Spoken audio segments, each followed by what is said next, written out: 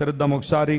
అపోస్తలుడైన పౌలు ఫిలిప్పీ సంఘానికి ఒక చక్కని మాట రాస్తూ ఈ మాట రాశాడు. చూడండి, 4వ అధ్యాయం 9వ వచనం చదువుతున్నా ఒకసారి. Philippians chapter 4:9. మరియు మీరు నా వలన ఏమి నేర్చుకుని అంగీకరించితిరో, మీరు నా వలన ఏమి నేర్చుకుని అంగీకరించితిరో, నా యందున్నట్టుగా ఏవి వింటిరో, ఏవి చూచితిరో అట్టి వాటిని చేయుడి, అట్టి వాటిని చేయండి.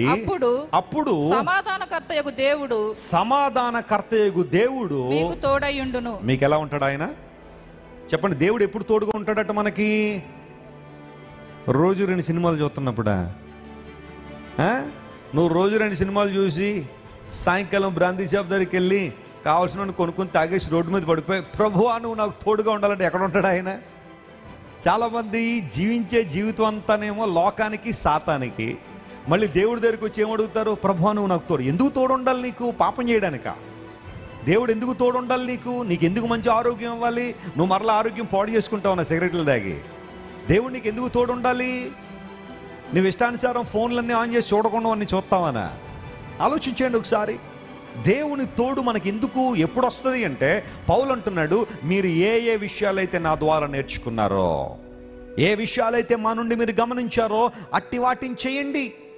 క్రైస్తవ జీవితం మీద ఒక బాధ్యత ఉంది. దేవుని బిడ్డలుగా మనందరూ కూడా ఒక బాధ్యత నెరవేర్చవలసిన వారమై ఉన్నాం. అదేంటో తెలుసా? దేవుని చిత్తమును చేయడం. Praise the Lord, hallelujah. Whatever the Lord intends, whatever the Lord desires, whatever the Lord equips, దేవుడు ఏదైతే నిర్ణయించాడో, ఏదైతే ఆయన చేయాలనుకుంటున్నాడో ఆ చిత్తాన్ని మనం నెరవేర్చే వారంగా ఉన్నప్పుడు కదా దేవుని తోడును, ఆయన ఆ నీడ మనం అనుభవించగలుగుతున్నాం. మీరు అట్టి వాటిని చేయండి, అట్టి వాటిని చేయండి.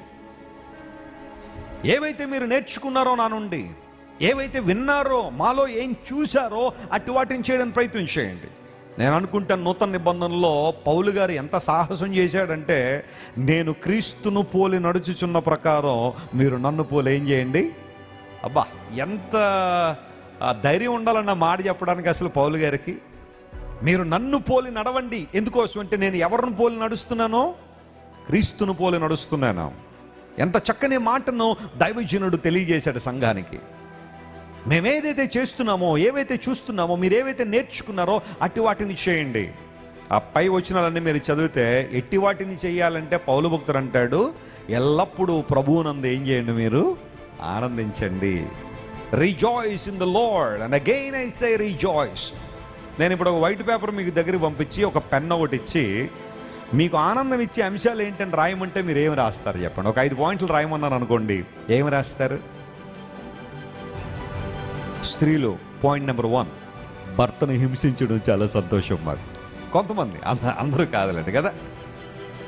లేదా భర్తలు కొంతమంది ఏమిటి సంతోషం అంటే, సాయంకాలం అయిపోయేసరికి 4 ఫ్రెండ్స్తో కలిపి సిట్టింగ్ వేయడం మాకు చాలా సంతోషం అంటారే. ఇతరులను బాధ పెట్టడం సంతోషం. పైశాచికమైన ఆనందాలు ఉంటాయి కొంతమందిలో. ఎందుకు అలా చేస్తారో తెలియదు, వారి మనసు ఇంకా అలా ఉంటుందంతే, పైశాచికం. మాకు తెలిసిన ఒక ఆయన ఉండేవాడు ఇదివరకు, ఇప్పుడు ఎక్కడికి వెళ్ళిపోయారో తెలియదు. మేము ఒక చోట ఉండేవాళ్ళం, ఒక అద్దెంట్లో. ఆ అద్దెంట్లో ప్రక్కన ఒక ఆయన ఉండేవాడు. ఆయన ఎంత పైశాచికం అంటే, డ్యూటీకి వెళ్ళేటప్పుడు మార్నింగ్ ఇల్లంతా తలుపులు వేసేసి లాక్ చేసి వెళ్ళిపోయాడు ఆయన. లోపల ఎవరు ఉండారంటే భార్య ఉండేది. కిటికీల దగ్గర నుండి, ఆ వెంట్స్ దగ్గర నుండి, తలుపుల దగ్గర నుండి మొత్తం లాక్ చేసేసి సాయంకాలం 6 గంటలకు వచ్చారు. అప్పటిదాకా ఆమె లోపలే ఉండాలి, బయటికి కనపడకూడదు. ఏంటయ్య అంటే అదొకలాంటి పైశాచికమైన ఆనందం అన్నమాట. భార్యను ఇబ్బంది పెట్టాలి అంతే. ఆమె బయటికి రాకూడదు, ఆమెను ఎవరో చూడకూడదు, ఈమె ఎవరిని చూడకూడదు అన్న ఆలోచన నిర్బంధించేసేవాడు. సాయంకాలం 6 గంటలకు రాగానే ఇంకా మొదలు పెట్టేవాడు బూతుల పురాణం. చెప్పండి, మామూలు బూతులు కాదు. నేను అనుకునేవాడిని అప్పుడప్పుడు, ఈయన ఏమైనా పిహెచ్డీ చేశాడండి బూతుల్లో? ఏంటా బూతులు ఏంటనిపించేది. అరే, చుట్టుపక్కల స్త్రీలు ఉంటారు, పిల్లలు ఉంటారు, పద్ధతి గల కుటుంబాలు ఉన్నాయన్నీ ఏమీ లేదు. మొదలు పెడితే పడుకునేదాకా తిడతానే ఉండేవాడు. మా నాన్నగారు ఒకసారి కావిడి బద్ద తిరగేశారు మనోడి మీద. ఎందుకంటే వస్తున్నాడు రోజు బండ బూతులే. ఏంటండి అది? ఆ మాటలు ఏంటంటే తప్పు కదండి, అంత గట్టిగా మాట్లాడుతున్నారు, పిల్లలు ఉన్నారు, స్త్రీలు ఉన్నారు చుట్టుపక్కల. అంటే నా ఇష్టం, ఏం చేస్తాం అన్నాడు. ఏం చేస్తానని మా ఇంట్లో కావిడి బద్దుడు ఉంది. మా నాన్నగారు అప్పుడు నీళ్ళు తెస్తారు, దాని తీసి తిరగేసి కొట్టలేదు, కానీ కొట్టేంత పని చేయగానే ఇప్పుడు మానేస్తానులే అన్నాడు. కొంతమందికి అలాంటి ట్రీట్మెంట్ ఏదో కావాలనిపిస్తుంది. ట్రీట్మెంట్కి వ్యాధులు రొంగినట్టుగా కావిడి బతి తిరిగైన ఆ తర్వాత కొంచెం సౌండ్ తగ్గించాడు. లోపల తిట్టుకునేవాడు, బయటికి తిట్టేవాడు కాదు. రెచ్చిపోయేవాడు అనమాట. రోజు ఇంకెవరు ఏమంటలేదు కదా, ఎవరు నన్ను ఏమంటలేదు కదా, నేను ఎలాగైనా బతికేయచ్చు కదా, ప్రపంచం అంతా నాది అన్నట్టుగా రెచ్చిపోతా ఉంటే కావిడి బద్దతో నోరు మూసాడు. పైశాచికం అనమాట. ఆ బండ బూతులు తిట్టడంలో ఆనందం చాలామందికి, భర్తను బాధించడంలో ఆనందం కొంతమందికి, భార్యను వేధించడంలో ఆనందం. పిఠాపురం దగ్గర ఒక స్త్రీ ఉండేది. భర్తకు అన్నం పెట్టి అన్నంలో కిరసనాయలు పోసేదట రోజు. ఏంటంటే ఇంకా అది అలాంటి పైశాచికం అనమాట. అన్నం పెట్టినట్టు ఉండాలా, భర్త ఏం తినకూడదు, భోజనం తినకూడదు. అలా తినడానికి అప్పుడే ఆఫీసు నుండి వచ్చి భోజనం చేస్తూ అలా ముద్ద పెట్టుకునేసరికి గవగవ వచ్చి కిరసనాయలు పోసేదట అన్నంలో. ఆయన భక్తిపరుడు, ప్రార్థనాపరుడు, సహించాడు. అయ్యా నా భర్తను, నా భార్యను మార్చని ప్రార్థన చేసేవాడు. ఇసుకలో మోకరించి ప్రార్థన చేసేవాడట. దేవుడు ఆ కుటుంబాన్ని ఆ తర్వాత కాలంలో కాపాడి ఆమెలో మార్పు తీసుకొస్తే ఆమె గుర్తించింది ఒక రోజున, అయ్యా నాలాంటి దుర్మార్గురాలు ప్రపంచంలో ఇంకెవరు ఉండరేమో, అంత పైశాచికం నా జీవితంలో. నీకు ఆనందం ఇచ్చే అంశాలు ఏంటి ఈరోజు? ఇతరులు బాధించడం ఆనందమా? ఫరోకు కూడా అలాంటి ఆనందమే ఉన్నదే. ఇశ్రాయేలు ప్రజలు బాధించండి, వారికి కావలసినవి ఏవి కూడా ఇవ్వద్దు, కానీ లెక్క మాత్రం చూపించాలి. వాళ్ళు ఆ ఇటుకలు తయారు చేయడంలో గడ్డి తెచ్చుకుంటారో లేదా మరొకటి తెచ్చుకుంటారో ఆ ప్రయాసంతా పడి నాకు కావాల్సిన లెక్క మాత్రం రావాల్సిందే. పైశాచికంగా ఇశ్రాయేలు ప్రజలను అణగదొరకడంలో ఆనందం పొందాడు. చంపేయండి మొత్తం ఇశ్రాయేలు కుటుంబాల్లో ఉన్న మగపిల్లలందరినీ, మగపిల్లలు పుడితే చంపేసేయండి అని ఆజ్ఞ జారీ చేశాడు. బహుశా నేను అనుకుంటాను ఆ బాధ యొక్క విలువ ఎప్పుడు తెలిసి ఉంటుందో తెలుసా? మరణదూత ఐగుప్తులకు వచ్చినప్పుడు, తొలిచూలు పిల్లలు చనిపోయినప్పుడు ఫరో ఇంట్లో కూడా దుఃఖం వచ్చిందట. అప్పుడు బాధపడి ఉంటాడు. అరే తన ఇంటిలో ఆ బిడ్డ చనిపోయినప్పుడు, తన ఇంటిలో తన జ్యేష్ఠ కుమారుడు చనిపోయినప్పుడు ఆ కలిగిన బాధ అప్పుడు గుర్తొచ్చి ఉంటుంది. అయ్యో పూర్వ దినాల్లో ఆ కుటుంబంలోంచే కదా ఇశ్రాయేలు ప్రజల్లో చిన్న బిడ్డలను చంపేమని ఆజ్ఞ వచ్చింది. పిల్లవాడు పుట్టగానే మగపిల్లవాడైతే చంపేస్తుంటే, అయ్యా నవమాసాలు మోసానండి, నా కుమారుని చంపకండి బతిమల తల్లుల యొక్క వేదన, ఆ దుఃఖము ఒకరోజు అర్థమైంది ఫరోకే. అన్ని రోజులు నువ్వు అనుకుంటున్నావు, అన్నిసార్లు నీదే పై చేయి అనుకుంటున్నావు. జాగ్రత్త సుమా, లేఖనం సెలవిస్తూ ఉంది, మనుష్యుడు ఏది విత్తునో చెప్పండి అదేం చేస్తాడు, ఒక రోజున కోసేస్తాడో. నువ్వు మామిడి చెట్టేసి అంజూర పళ్ళు తీయలేవు ఎప్పుడు కూడా. ఒక ద్రాక్ష చెట్టు నాటి దాని నుండి వేరొక కాయలు నువ్వు తీయలేవు. Whatever you sow today you will reap one day. అది ఎప్పుడు దృష్టిలో పెట్టుకోండి, అది ఎప్పుడు మనసులో పెట్టుకోండి. ఈరోజు నోరు ఉంది కదా అని చెప్పి కేకలేసేయడం, అవకాశాలు ఉన్నాయి కదా అని చెప్పి దౌర్జన్యం చేసేయడం, అధికారం ఉంది కదా అని చెప్పి అనేక మంది అణగదొరికేయడం, ఇలాంటివి చేస్తుంటే ఒక రోజున తారుమారవుతే పరిస్థితుల్లో ఇబ్బందులు పడతావు, ఏడుస్తావు, దుఃఖపడతావు. రాజమండ్రి దగ్గరలో చిన్న పల్లెటూరు ఉంది. అంటే వాస్తవం చెప్తున్నాను చూడండి, పరిస్థితులు ఎలా ఉంటాయని చెప్తున్నాను. తప్పు చేసేవాడు భయపడాలనే మాట చెప్తున్నాను. పొలం పండట్లేదని చెప్పి వాళ్ళ ఇంట్లో ఉన్న పాలేరుని బలేసారండి ఇద్దరు. పొలం పండట్లేదని ఎవడో చెప్పాడట. నరబలి కోరుతుందరా ఇక్కడ దేవత. నరబలి ఇస్తే మీ పొలం బాగా పండుద్దంటే మరి ఎవరిని ఇస్తారు? బాబు నరబలి ఇస్తారా అంటే వస్తారు ఎవరైనా? ప్లాన్ చేశారు. వాళ్ళ ఇంట్లో గేదెలు కాసే పాలేరుని చంపేద్దామని. ఆ రోజు వరకు ఏ రోజుకి కూడా అతనికి కడుపు నిండా అన్నం పెట్టలేదు, ఒంటి నిండా బట్టలు ఇవ్వలేదు వాళ్ళు. ఆ రోజు ప్రేమ ఒలికించారు భార్యాభర్తలు ఇద్దరు కూడా. రే నాయన బాబు ఇలా రానాయన ఆడనుకున్నాడు, ఇదేంటి మా అయ్యగారు అమ్మగారు ఎంత ప్రేమగా పిలుస్తున్నారు అనుకుని చక్కని బట్టలు కొనిచ్చారండి. కడుపు నిండా అన్నం పెట్టేశారు, పలావ్ కావచ్చు, వాట్ ఎవర్ ఇట్ ఈస్. ఉబ్బి తబ్బిపోయిపోయాడు, ఇంత ప్రేమ నా మీదని. సాయంకాలం పొలంలో తీసుకెళ్లారు, పురుగుల మందు ఇచ్చి చంపేశారు. ఆ తర్వాత అధికారంతో మేనేజ్ చేశారు. ఆత్మహత్య చేసుకున్నాడని టర్న్ చేసేశారు. వాళ్ళమ్మ నాన్న ముసలితనంలో ఏడ్చారు. అయ్యా ఒక్కడే కొడుకయ్యా, వాడు తీసుకొచ్చే ఆ చెద్దన్నం అది తిని బతుకుతున్నా వాడిని కూడా చంపేశారు. వాళ్ళ కేకలు విన్న వాళ్ళు ఎవరు లేరు అక్కడ.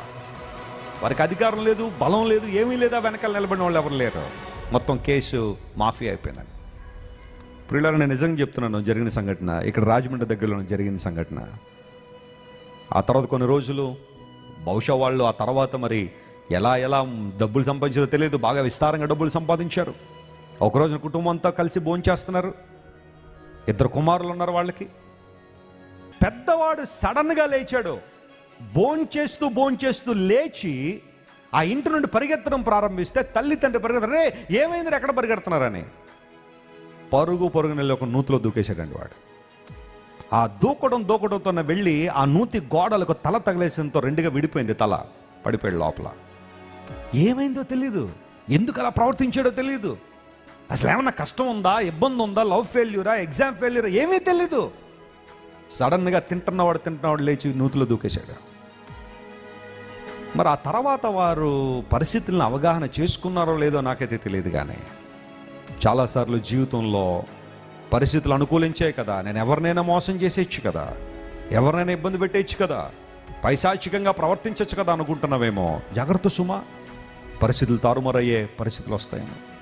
నీ ఆనందం దేని మీద ఆధారపడి ఉంది? ఎవరినో ఇబ్బంది పెట్టాలనో, ఎవరి కన్నీళ్ళలో కన్నీళ్లు చూడాలనో ఎప్పుడు నువ్వు ఆశపడుతుంటే ప్రభు నీతో మాట్లాడుతున్న రోజున పౌలు భక్తుడు అన్నాడు, మేము ఏదైతే మీకు బోధించామో, ఏదైతే మేము చెప్పామో వాటిని చెయ్యండి. ఏం చెప్పావయ్యా పౌలు అంటే, ఎల్లప్పుడూ ప్రభువునందు ఏం చేయండి, స్తోత్రం చెప్పండి, హల్లెలూయా. ప్రార్థన చేయడంలో నువ్వు ఆనందించగలిగితే నీకంటే గొప్పవారు మరొకరు లేరు. గట్టిగా చప్పట్లు కొట్టి దేవుని అన్మాయం పరీక్ష. దేవుని వాక్యం చదవడం నీకు ఆనందం అయితే, I'm telling you sister, you are a blessed person. దేవుని వాక్యం చదవడంలో ఆనందించగలిగితే, ప్రార్థనా మందిరానికి రావడంలో నీకున్న ఉత్సాహం, ఆనందం గొప్పదైతే, నీకన్నా అదృష్టవంతులు గొప్పవారు భూమి మీద మరొకరు లేరు. దైవిక కార్యాల్లో, దేవుని పనుల్లో, దేవుని యొక్క సువార్త పరిచర్యలో నీ శరీరం నలిగిపోతున్నా, రక్తమోడే పరిస్థితులు వచ్చినా కానీ దేవుని కోసం నిలబడాలని నీలో ఉన్న తపన నీకు నిజమైన ఆనందాన్ని ఇస్తుంది ఎప్పుడు కూడా. అలాంటి ఆనందంలో ముందు కొనసాగుతావా? నేను నీకు తోడై ఉన్నాను. ఎప్పుడు అంటే మనం దేవుని కోసం నిలబడినప్పుడు. హగ్గై గ్రంథంలో దేవుడు మాట్లాడాడు, ఐఎమ్ విత్ యూ. చేయి, పని చేయి, విశ్వాసంతో పని ప్రారంభించు, దేవునికి సంబంధించిన కార్యాలు ప్రారంభించి ఈ రోజు నుండి నేను నీకు తోడై ఉన్నానని దేవుడు ఒక చక్కని వాగ్దానాన్ని వారికి అనుగ్రహించాడు. రెండో మాట దగ్గరికి వద్దాం, చూడండి. అదే హగ్గై గ్రంథంలో పని చేయ ప్రారంభించడానికి నిర్ణయించుకున్న వారికి దేవుడు ఇస్తున్న వాగ్దానాలు ఏంటో ఇక్కడ మనం చూస్తున్నాం. అదే హగ్గై గ్రంథం, ఈసారి 2వ అధ్యాయం 7వ వచనం చదవండి ఒకసారి. నేను అన్యజనులందరినీ, హగ్గై చాప్టర్ 2 and verse 7, నేను అన్యజనులందరినీ కదిలింపగా అన్యజనులందరి యొక్క ఇష్ట వస్తువులు, ఆ మాట చూడండి, అన్యజనులందరి యొక్క ఇష్ట వస్తువులు తేబడతాయి. నేను చూడండి, నేను ఈ మందిరమును మహిమతో నింపుతాను. స్తోత్రం చెప్పండి, హల్లెలూయా. దేవుడు వాగ్దానం ఎంత బాగుంది అంటే, ఈ మందిరాన్ని నేను దేంతో నింపబోతున్నానో, మహిమతో నింపబోతున్నాను. దానికి ఆ మాటని ఇలా మనం అన్వయించుకుందాం. నేను ఈ జీవితాన్ని మహిమతో నింపబోతున్నాను, హల్లెలూయా. నేను ఈ కుటుంబాన్ని మహిమతో నింపబోతున్నాను, హల్లెలూయా. నీ చేతి పనిని మహిమతో నింపబోతున్నాను. This is what the lord says. ఏదైతే మీరు కట్టబోతున్నారో, విశ్వాసంతో ఏ పని అయితే మీరు ప్రారంభిస్తున్నారో, ఆ పనిలో నువ్వు దేవుని మహిమను చూడబోతున్నావు, హల్లెలూయా. కారణం ఏంటో తెలుసా? ఆ పని ఎవరికి మహిమార్థం చేస్తున్నావు? నువ్వు దేవుని మహిమార్థమే. నీవు చేసే పనిలో నా మహిమను చూస్తావు. నేను అంటాను ప్రియులారా, ఈ లోకంలో మనకి ఇన్నున్నా దేవుని మహిమ లేకపోతే అవన్నీ కూడా వృధా, అవన్నీ వ్యర్థమే. You may be having lot of money in your life, possessions with you. ఎంతో డబ్బు నీకు ఉండొచ్చు, ఎన్నో పొలాలు నీకు ఉండొచ్చు, ఆస్తులు సంపదలు అన్ని నీకు ఉండొచ్చు, పొరపాటేం కాదు. కానీ దేవుని మహిమ నీ కుటుంబంలో ఉందా? Do you have God's glory in your family? Do you feel God's splendor and majesty in your life? దేవుని మహిమైన ప్రభావము నీ జీవితంలో కనబడుతుందా? మహిమ లేకపోతే మనందరం వట్టివారమే. ఫినెహాసు భార్య తనకు పుట్టిన కుమారుడికి పేరు పెట్టింది ఈకాబోదని. ఈకాబోదనే మాటకు అర్థం ఏంటో తెలుసా? మహిమ పోయింది, ప్రభావం వెడలిపోయింది. ఏమైందమ్మా అంటే, దేవుని మందసం పట్టబడింది, దేవుని ప్రజలు ఓడిపోయారు, శత్రువు చెలరేగిపోతున్నాడు, శత్రువు ఉజృంభిస్తున్నాడు, దేవుని మందసాన్ని పట్టుకుని వెళ్ళిపోయారు. ఆ ఫినెహాసు భార్య గర్భవతిగా ఉంది, నొప్పులు వస్తూ ఉన్నాయి. ఆ డెలివరీ టైంలో బిడ్డ పుట్టగానే ఇలా చేత్తో పట్టుకుని, నాయన నువ్వు పుట్టావనే ఆనందం కన్నా దేవుని మహిమ పోయిందనే బాధ ఎక్కువ ఉంది. నువ్వు ఈ రోజు నుండి ఈకాబోదని పిలువబడతావని తల్లి చచ్చిపోయింది ఆ బిడ్డకి జన్మనిచ్చి. నేను అనుకుంటాను, ఏకాబోధను చూసిన ప్రతి ఒక్కరు కూడా అతని పేర్లు పిలుస్తున్నారు. ఏకాబోధు అంటే దాని అర్థం ఏంటనమాట? మహిమ పోయింది, మహిమ వెళ్ళిపోయింది. చాలా కుటుంబాలు ఈరోజున మహిమ లేదు, అందును బట్టే గొడవలు, చెలరేగిపోతున్నాడు అపవాది. సింహాసనం వేసుకుని కూర్చుండిపోయాడు నీ ఇంట్లో అపవాది. బంధాల్లో విలువ లేదు, కుటుంబాల్లో సఖ్యత లేదు, ప్రేమ లేదు, భక్తిహీనత, భయంకరమైన లోక సంబంధమైన ఇచ్చలు, అనుభవాలే కొన్ని కుటుంబాల్లో తాండవమాడడానికి కారణం సాతాను సింహాసనం వేసుకుని కూర్చునడం నీ ఇంట్లో. అడుగు ఈరోజు నువ్వు అడగాల దేవుని సన్నిధిలో, ప్రభువా fill me with your glory, నీ మహిమతో నన్ను ఏం చేయ ప్రభువా, నింపు నాయన. ఆ మహిమను నీకు ఇవ్వాలనే ప్రభువుని యేసుక్రీస్తు వారి శిలువలో నీ కోసం మరణించాడు ఆయన. ఏ మహిమనైతే ఆదాము అవ్వలు ఏదైనా తోటలో పోగొట్టేసుకున్నారో, ఏ మహిమనైతే దేవుని బిడ్డల అవిధేయత ద్వారా దేవునికి సరైన విధానంలో జీవించకపోవడం వల్ల పోగొట్టేసుకున్నారో, ఆ మహిమను ఉచితంగా ఇవ్వాలనే ప్రభువుని యేసు ఈ లోకానికి వచ్చి శిలువలో మనందరి కోసం మరణించి దారదారులుగా తన రక్తాన్ని కార్చి మన కోసం తల ఉంచి తన ప్రాణం అర్పించారు. శిలువ మరణాన్ని సరిగ్గా అర్థం చేసుకున్న ప్రతి ఒక్కడు దేవుని మహిమతో నింపబడతాడు. దేవుని నామమున స్తోత్రం కలుగునుగాక. హల్లెలూయా. దేవుని ప్రభావంతో వర్ణింపబడతారు, వారి జీవితంలో అద్భుతాలు జరుగుతాయి. ప్రభు అంటున్నాడు, అన్యజనులకి ఇష్ట వస్తువులు తేబడతాయి, నేను మందిరాన్ని మహిమతో నింపబోతున్నానని దేవుడు వాగ్దానం చేశాడు. మా తల్లిదండ్రులు ఇద్దరు కూడా రాజమండ్రిలో చాలా సంవత్సరాల క్రితం పరిచర్య ప్రారంభించినప్పుడు వాస్తవానికి ఈ మందిరం కట్టకముందు, ఎందుకంటే ఇప్పుడు చాలామంది కొత్తగా వచ్చిన వాళ్ళు ఉన్నారు, ఈ 10 సంవత్సరాల్లో దేవుని మందిరానికి యాడ్ అయిన వాళ్ళు చాలామంది ఉన్నారు. కానీ అంతకుముందు మన మందిరం మల్లికార్జున నగర్లో ఉండేది. మా తల్లిదండ్రులు ఇద్దరు కూడా రాజమండ్రి పరిచర్య ప్రారంభించడానికి వచ్చిన తర్వాత 300 గజాల స్థలం కొనడానికి చాలా ఇబ్బందులు పడ్డారు. ఆ తర్వాత దానిలో ఒక 150 గజాలు దేవుని మందిరం కట్టి ఆ ప్రక్కన ఒక చిన్న ఇల్లు మేము కట్టుకున్నాం దానిలో ఉండడానికి, సేవకులంగా దేవుని మందిరం దగ్గర ఉండాలనే ఆశతో. అయితే చాలామంది దేవుని బిడ్డలు మల్లికార్జున నగర్ పరిసర ప్రాంతంలో ఉన్న వాళ్ళందరూ కూడా దేవుని మందిరానికి వస్తుండేవారు. తండ్రి గారు చాలా చక్కని వాక్యాలు బోధిస్తూ దేవుని సువార్త ప్రకటిస్తూ ఉంటే చాలామంది యాడ్ అవుతున్న ఆ సందర్భంలో ఒక ఆమె దేవుని మందిరం రావడం ప్రారంభించింది. భర్త అనేవాడు, అప్పటికి మన మందిరం స్ట్రాతో వేయబడింది, గడ్డి. ఇక్కడ రాజమండ్రి దగ్గరలో తొర్రేడు అనే ప్రాంతం ఉంటుంది. ఆ తొర్రేడులో పూర్వదినాల గడ్డి అమ్మేవారు, ఇల్లు నేసుకోవడానికి కావాల్సిన గడ్డి. ఆ గడ్డిని తీసుకొచ్చి ఆ ఇల్లు వేసుకున్నాం. చాలా చల్లగా ఉండేది, ఎండాకాలంలో కూడా మాకు ఏసీ అక్కర్లేకుండా ఉండేది ఆ గడ్డి ఇల్లు. ఆయా సందర్భాల్లో వాటర్ పైన తడిపితే ఇంకా చల్లగా ఉండేది లోపల. ఆ సిచ్యువేషన్లో ఆ గడ్డితో మందిరం వేసినప్పుడు ఈయన అనేవాడట, నువ్వేంటి ఆ గడ్డితో వేయబడిన మందిరానికి వెళ్తున్నావు, అక్కడేదో శక్తి ఉందంటావు, దేవుని మహిమ ఉందంటావు. మన దేవాలయాలు చూడు ఎంతెంత ఖరీదులు పెట్టి కడుతున్నారు, బంగారంతో కట్టిన వాళ్ళు ఉన్నారు, వెండులతో కడతా ఉన్నారు, కోట్లాది రూపాయలు కట్టిన వాళ్ళలో ఆ లేని మహిమ ఇక్కడ ఏముందన్నట్టుగా ఆ భర్త మాట్లాడుతుంటే, లేదండి మందిర సైజుని బట్టో లేదా అది ఎలా కట్టబడిన దాన్ని బట్టో కాదు, అక్కడ దేవుడు ఉన్నాడా లేదన్న దాన్ని బట్టి అద్భుతాలు జరుగుతాయి, ఆశ్చర్యకార్యాలు ఉన్నాయనే ఆమె. సరే, వీళ్ళిద్దరి మధ్య ఈ వాగ్యుద్ధం కొనసాగుతున్నప్పుడు ఒక రోజున అతను వ్యాపారాన్ని ముగించుకుని రాత్రి వేళ ఆ ఆటో స్టేషన్ దగ్గర నుంచి, ఆటో స్టాండ్ దగ్గర నుండి తన ఇంటికి వెళ్తున్నాడు. మధ్యలో దేవుని మందిరం ఉండేది.